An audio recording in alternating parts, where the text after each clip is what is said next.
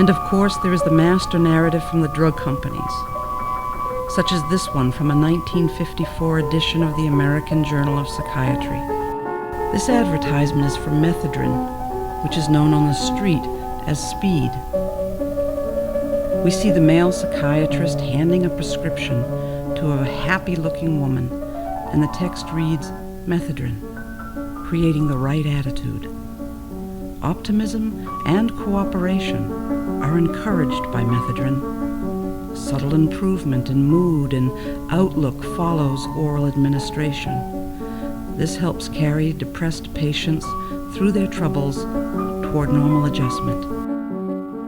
Notice this advertisement for the Walkie Record-All. Walkie Record-All 8-pound self-powered battery recorder specially designed for the psychiatrist to meet his every need. Automatic, undetected recordings for up to 4 hours.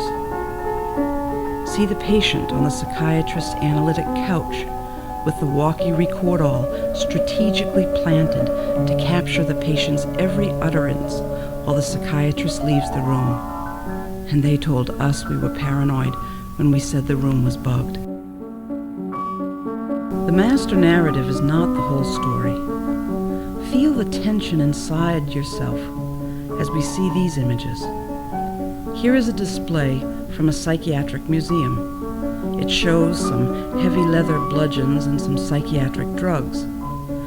The sign on the display next to the pills says, modern tranquilizers. The sign next to the bludgeons says, early tranquilizers.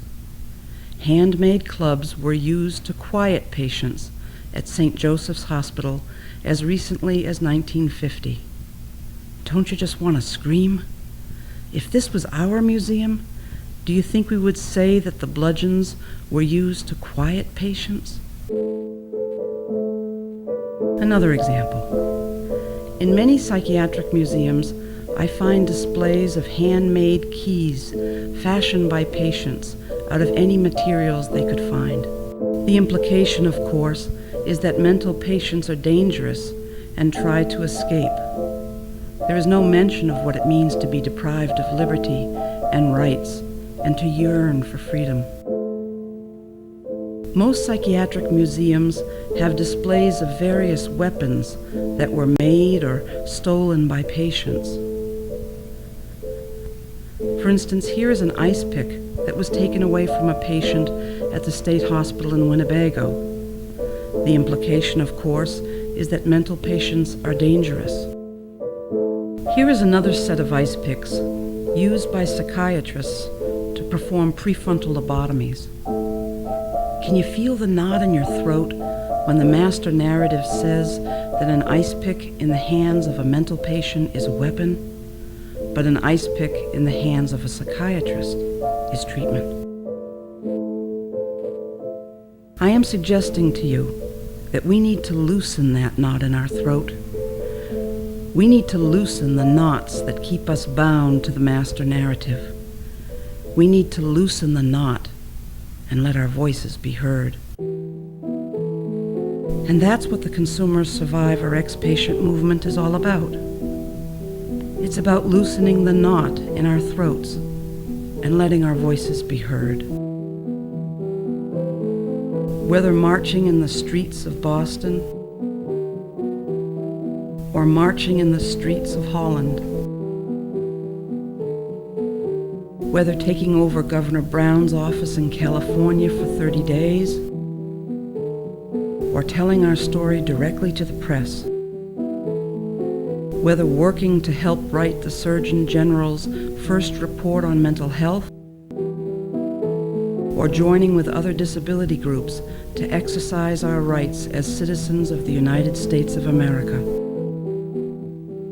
The Consumer Survivor Ex-Patient movement is making a new story, a story made up of many voices, a story that is broad and deep, and that has room for you and for me.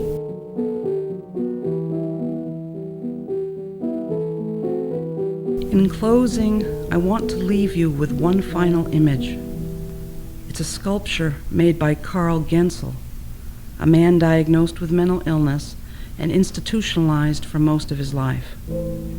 He made it in 1906 and called the sculpture Head. See how the face has two mouths? See how the eyes are wide open and staring. Notice how the top of the skull is open, revealing the brain. See how the anatomical convolutions of the brain have been reorganized and straightened. To me, this sculpture symbolizes some of the challenges that we as leaders face. Our eyes are wide open and staring into the truth of our experiences. But what mouth do we choose to speak out of? As leaders, do we speak from the mouth that is politic, polite, and policed? Do we speak from the mouth that parrots the master narrative? Or do we dare speak from the mouth that tells the truth of our experience in our own words, on our own terms, and in our own time? As leaders, will we allow our brains to be straightened by the master narrative, or will we refuse to be straightened? Do we dare to follow the convolutions of our story, reclaiming our minds and thoughts and making a new story? Do we dare to tell our story, and in doing so, discover our heritage, our resilience, our resistance, and our power to overcome?